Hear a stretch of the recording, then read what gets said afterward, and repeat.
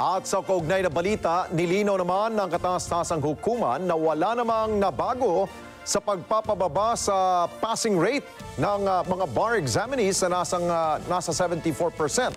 Lalo na't mas may pakinabang naman umano rito ang mga law school.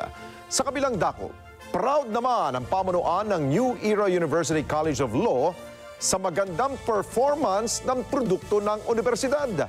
Si Weng de la Fuente sa report. Total of 3,962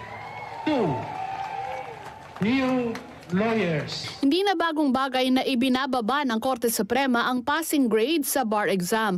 Sa anunsyo ng Korte Suprema sa mga pumasa sa 2024 bar exam, ibinaba sa 74%, ang dapat sana ay 75% na passing grade. Taong 2007, ibinaba rin sa 75% ang passing rate dahil sa 85% lang ang nakuha ng nangunang barista, habang ikinonsidera namang pasado na ang lahat ng nakakuha ng 72% noong 2008 bar exam. Aminado si Dean Wilson Legaspi ng New Era University College of Law na maaaring sabihing indikasyon ito na nagkakaroon nga ng pagbaba sa kalidad ng mga pumapasang abogado. Pero sa kabuuan, may pakinabang ito sa mga law school dahil mas maraming barista ang papasa para maging abogado. Mula sa 10,502 takers ng bar exam, mayroong 3,962 ang pumasa para maging bagong abogado o passing rate na 37.84%. Minsan sa Supreme Court talaga pong ganyan. Minsan discretion nila na ibaba ang passing rate. Although usually naman ay talagang 75%. May mga Discretion po nila for valid reasons po, hindi rin namin masabi pa. So may kaya daw ba ibinaba kasi medyo hindi daw ba may epekto yun dun sa kalidad ng mga pumapasang abogado ngayon? Possible. The more important thing is dahil doon ay mas marami pong mga pumasa ngayon. Hindi lang naman ang school natin ang nakinabang, kundi lahat po ng law schools ang nakinabang doon sa pagbaba po ng passing rate. Ipinagmalaki naman ni Dean Legaspi ang magandang performance ng NEU College of Law sa 2024 bar exam. Maganda po performance po ng mga barista po natin ngayon.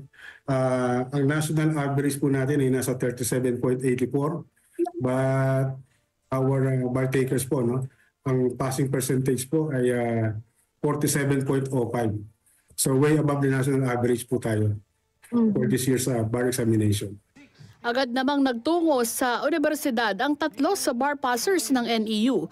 Ibinahagi ng mga abogadong sina Angel Sosa at magkapatid na Joram Ivan at Jogon Ivan Angustia ang kanilang karanasan bilang barista.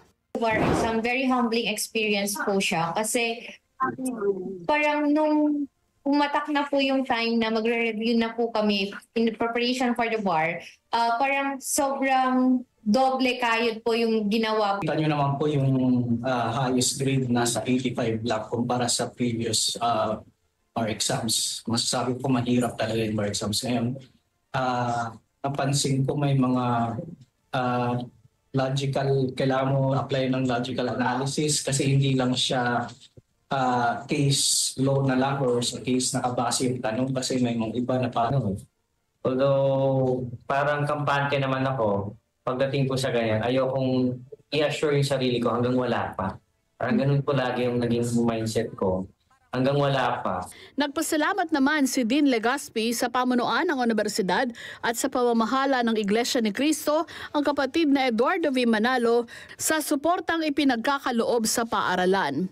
Isa sa pinakahahangad ni Dean Legaspi ay tumaas pa ang passing rate ng NEU College of Law at ang pinakaasam ng lahat ng law school na makabilang sa top 10 bar examiners.